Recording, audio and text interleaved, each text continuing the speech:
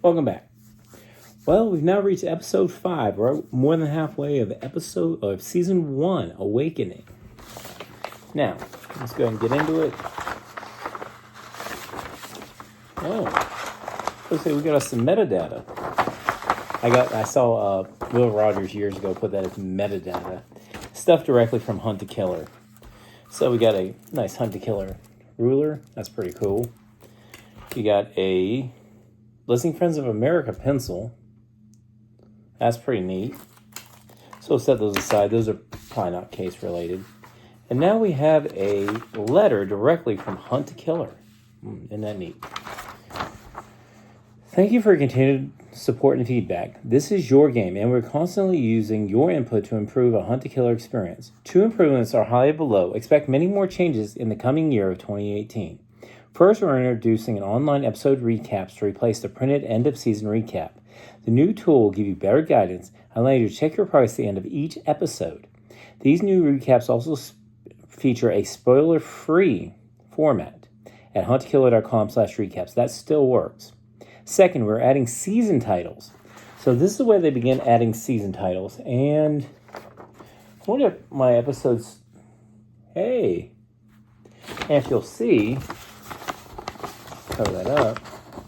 This thing now says, Welcome to Awakening, Episode 5. And before this, it said, just welcome to Episode 4. So this is right when it happened. That is pretty cool. It's kind of like a history lesson there. Okay. And this is the point where if you're currently playing Awakening, your next season will be Initiation. If you're playing Transformation, your next season will be Initiation. And all new players will start with Initiation. So not only are they putting all the new people on there, they're kind of phasing out Transformation relatively quickly. And I kind of understand that because, ultimately, we'll get there when we come to it. But Season 2 is Transformation. That's the rarest seasons. And that'll be our next season to play. Okay. So, let's get into the actual case data. The actual file. Okay. First letter is from Listening Friends of America. Which... it's kind of strange looking. These are not capitalized. As you can see, a lot of these things, they have some weird capitalization things. They're not following their normal rules. Dear listening friend, as always, thank you for support in helping us in our continued mission to connect those who need it the most. It is a noble cause and worthwhile to use of your precious time. Remember that our patients, your friend, live a more content, robust life as a result. We have, in order to streamline our operations, temporarily suspended some of our communications while we reorganize. What this means for you in practical terms that you may see a somewhat sporadic delivery of our newsletter. Please do not worry, though. If there is anything critical importance that will absolutely need you to know, you will be notified. You have my assurance on that. This really does not seem like the old-style letter. It is possible you may have recognized the organization in the news lately. Even though we were not explicitly identified, as a member of our family and friends, I would like to assuage any concern you might have regarding this matter. Our official policy is to always be working with local authorities That's pretty interesting grammar. In whatever way we can, and neither you nor your friend will be affected by any recent events. As always, your privacy and well-being is among our utmost concerns. Listen well, your friend believes in you. Now, if you look at the bottom, there's some words down here. Underneath, relic, teachings, new, obsidian, scarlet, crowns, adorn, every wizened yearning. I wonder if that has something to do with anything. But we'll come back to that. That is a puzzle. I'll go ahead and give you a spoiler. There's a puzzle we will be cracking in just a few moments. Okay. Well, now let's go to the John William James letter first. Then we'll come back to that puzzle, because I have suspicions that, again, I've said in the past few episodes that I believe he's the one writing our letters. And so here it is. My dearest friend, you are my light, my star in the night. It appears that since our relationship begun, I have found my way through a monstrous task that was my everyday, though I must admit my living conditions were not always deplorable.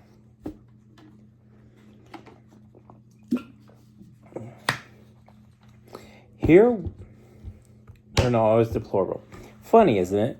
How things change. I was once allowed two-way correspondence. In fact, made an acquaintance through that avenue.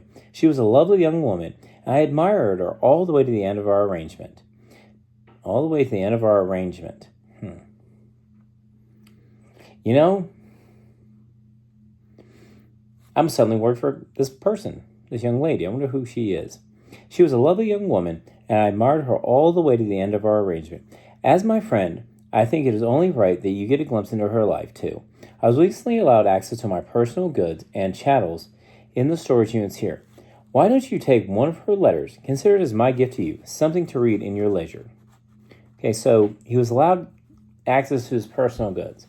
So once again, this makes me think he's getting some inappropriate access. Have you seen the news lately? It appears our star-crossed friend, Lloyd, finally met his fate. He had a reputation as a lion, but really he was a lamb. You fit the pieces together. Upon reading McGowan's article, I was reminded of the moment in my childhood. I remember standing by the front door in our little house in the hallway that connected all the rooms on the first floor to the stairs leading up. It was from there I watched my father one night ripping the meat from a rack of pork ribs with his teeth. Watching him, I was transfixed by the way glistening tendons tore and snapped in his yellow teeth. I was standing there because he would not let me leave. Our neighbor had asked me to water her flowers while she was away. My father saw it as an opportunity to have the better of the two flower beds. He demanded I neglect my chores so the flowers would dry. When I protested and ousted him as a poor neighbor, he said only one thing to me: "You can't act up the case, let hers dry." Okay? Repeated over and over. It worked. I watched my father chew flesh while my neighbor's flowers died. Repeated over and over again. You can act the case, let hers dry. You connect up the case, letters dry. You connect uppercase letters dry. So apparently I need to connect the uppercase letters somehow. Fascinating. Well, so I think that's what we saw that weirdness on that other page. So that's probably why they gave us this. Okay, so we got these uppercase letters. Like I said, there's some weird capitalization. So we'd go from U for underneath, R to relic. Okay, robust. Then teachings. Oh, well, it makes like a little symbol. I will post that symbol up on the thing. You know, that kind of looks like the constellation Draco. Could that possibly be Draco? Is he trying to tell us he's the dragon now? Maybe he's more like his father. And something else, he seemed to show great excitement in watching his father chew the flesh off that thing with his yellowed teeth. Interesting. Okay, well, since he referenced Heather's letter, let's take a look. Okay, Heather has a bunch of stars around the edge. Dear John, I'm happy to hear things settling down for you. I'm sure it isn't easy to lost in a cold place like that. I'll be sure to send you a mixtape with that DJ. He really is the coolest guy on the radio these days. Hopefully you can get some comfort in his music. I want you to know I've been thinking about what you said, about Alan and me and everything. I think you're right. Alan thinks he's better than me. He thinks he's better than pretty much everyone. He knew how I felt. He told me he loved me, and then, psych, that was it. Not for long. I'll bring some beer over to his house when his parents are out, and I'll set him straight. But you get me already. That's one of my favorite things about you, obviously. But even more than that, you care enough to try to get me. I just wanted to thank you for that. I wish we could meet someday. I would even thank you in person. Anyways, good luck with the bottled water. I hope you get it. I love the sound of water, don't you? Love, Heather. Now, this is blue. Kind of like the water, maybe. Now, she's going to deal with Alan. just like he suggested. Let me make sure I got that quote right, because that seems... I'll bring some beer over to his house when his parents are out, and I'll set him straight. But you get me already.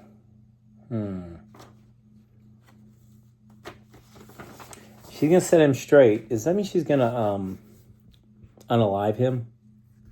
That's interesting. Okay,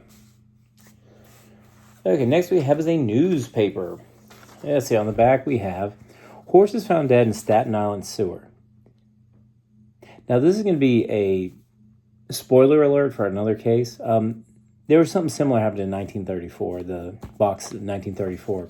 I will be doing that case at some point. It's another rare one that I only use copies of the material, so you just have to bear with me. But I do have that case in the attic. Okay, New York. A small handful of children went adventuring in the sewers of Staten Island only to find a horrific scene. A pair of horses, one fully dressed with a bridle and saddle, were found in the sewer, disemboweled and swarmed by scavenging rats. The bodies were noticeably distended and bloated in places from decomposition. It's unclear as yet who owns the horses, nor is it understood how they arrived at their final destination. Mr. George Jeffries, a local laborer, farmer with horses, who found the children, said he has never seen anything like it. My uncle used to get me to help him shoe his horses on this farm. I got real close to them beasts. They're smarter than they look, Mr. Jeffries said. The children, 2 boys aged 7 and 8, were noticeably shaken by the ordeal. Now, again, this will be another fourth wall break. The case 1973 has a record label known as Sewer Horse Records. So that's kind of a fun little Easter egg. Okay, man released from mental institution found dead at home. This is the letter that they've all been talking about. Okay, a man was found dead in his home in Clifton Wednesday morning when social worker made a house call. Lloyd McGowan, 76, was released last month from a private mental health facility in Darlington. McGowan was born in Albany, New York, to Patrick and Aoife McGowan. He struggled his entire life with mental health issues, being first admitted to the care of the mental health professionals a day after his 26th birthday. So the question becomes, day after his 26th birthday, is he... what am I thinking about? I lost it. Saying he struggled with his entire health, but I remember in his file they said he didn't have any mental health issues. So, before he was admitted. So, it's one of those weird things. I think people are lying, telling the wrong truth and whatnot. Police say an autopsy revealed high concentrations of organophosphates in his blood, a class of chemicals traditionally used in agricultural insecticides, though highly toxic in humans. After meeting with representatives from Darlington Healthcare Facilities, investigators have determined that McGowan was a healthy state of mind, though we don't understand the motive, police spokesman said over the phone. This is a clearly tragic story. No one with close ties to the investigation is made available for comment. Now, in our last episode, we had that farming newsletter. There were a lot of different poisons listed, and you can look at that for yourself. Those definitely had some organophosphates, and also... if you remember, there was a photo in one of the previous episodes that John William James took of a barn. I wonder if he got access to their chemicals, because they have to have something to treat the lawns and pests and whatnot. I wonder if he somehow gained access, because he seems to be getting access to everything else. So that's something else to think about. The other question is, could Heather have gone? No, this is now. Heather is a while ago. Could John William James somehow have gotten out to murder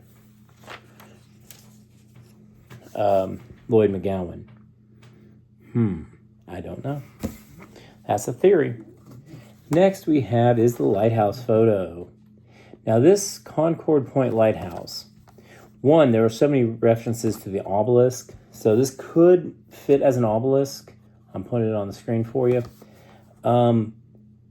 There's also this particular Concord Point, if I'm not mistaken, is, let me make sure I scribbled a note down on it. I'm pretty sure it's down where Hordegrace, where the Saskoya flows into the Chesapeake, which is where that body was found. So that might be indicating something going on in regards to that. The other thing is that's also near Darlington. Because I remember I showed a picture of that. I'll pop back up here on the map. This is the same place that Lillian Grace's body was found. I think that was her name. It's been a couple weeks. Okay. So next comes the fun. This is these newspaper articles, which, Okay. Death on the Potomac shocks a small town. Quaint setting of Indian Head, Maryland is not the location one might imagine to be the backdrop of grisly murder, but that's just what became over the weekend. Maybe. Body washed up from the Potomac Saturday morning, and investigators are trying to figure out just what happened. Officials are also trying to figure out just who would be investigating the murder. When we figure out who this is, we'll know how to proceed, a spokesman for the local police department said. The initial phase of the investigation will be handled by local Maryland authorities until more information is uncovered. Despite the location of the bodies, authorities said the cause of death was not drowning, but rather a deep, penetrating wound to the liver, a spokesman for the police department said. Okay, body found in State Park. A man hiking through Meeman Shelby Forest State Park yesterday, which is, I believe, don't quote me on it, could be, is that the one that's over by Memphis? St. Louis area? It's somewhere in that area. Okay, there's a body found just a few dozen yards off the trail. Just went over to his bathroom in the bushes, found the body. Police had to identify the victim through the exposure. The body had been in the woods, but evidence suggests it could have been there for weeks or more. The cause of death, according to police, was a penetrating abdominal trauma to the liver. There are no leads as of yet, and police are asking the public for assistance. So that's the second one that has the liver. Why would John William James send us this? Is he bragging? Okay. Grisly murder shakes quiet town. Police discovered the body of a young man in his parents' home in Highland Village last night when the neighbor called to complain about the noise coming from the house stereo. The young man, whose identity has not yet been released, was home alone with his parents were away at a business gala function in Dallas. The young man died from a large puncture wound to the liver, another liver injury, authorities said. His tongue had been torn out. Authorities did not comment on whether the tongue was removed before or after the man died. There are no suspects. Okay. So his parents were in Dallas.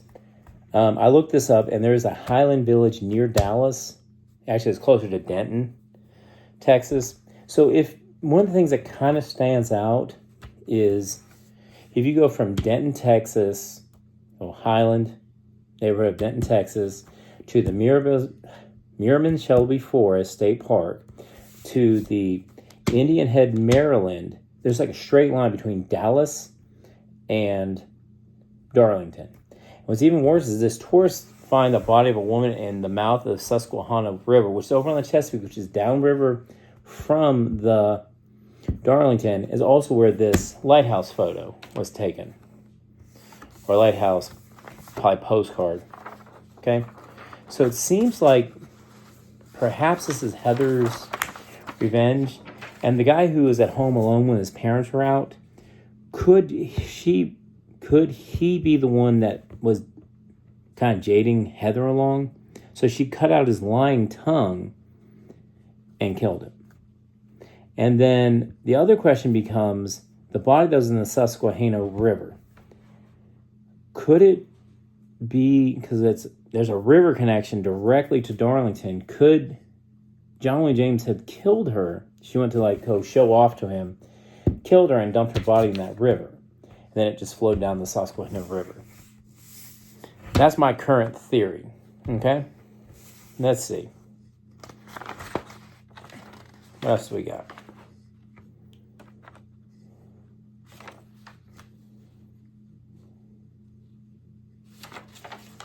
Let's see. Did that.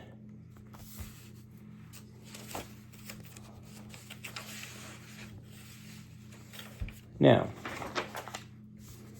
okay, make sure I get everything written. Now, the chattels was in John William James' letter. I forgot to make a mention of that. It's a legal term for property. Okay.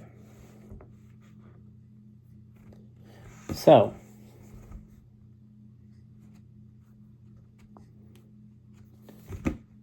I guess now we're going to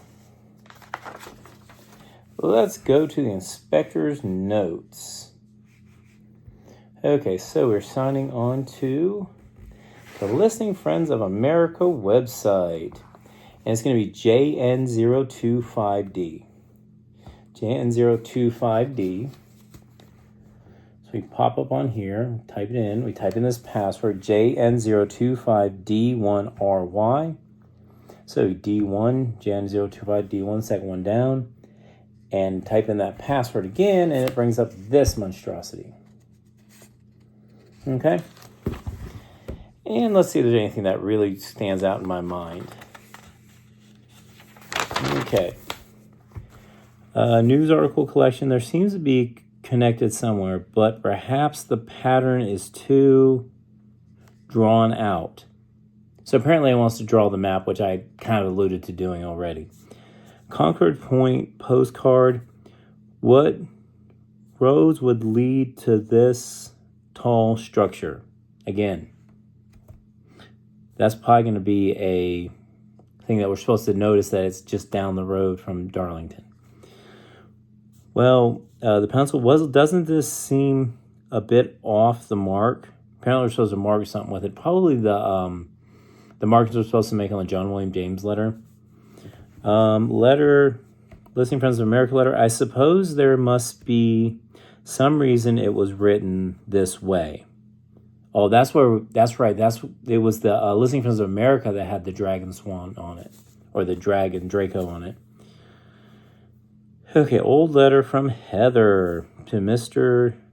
James. Wasn't it Heather who was the last to write back to Mr. James? Wasn't she the last allowed to write back at all? So that's why we only have single-way communications, because apparently he killed her, or got her to kill others. Let's see. Article about Mr. McGowan. Would you look at that? Mr. McGowan bought the farm.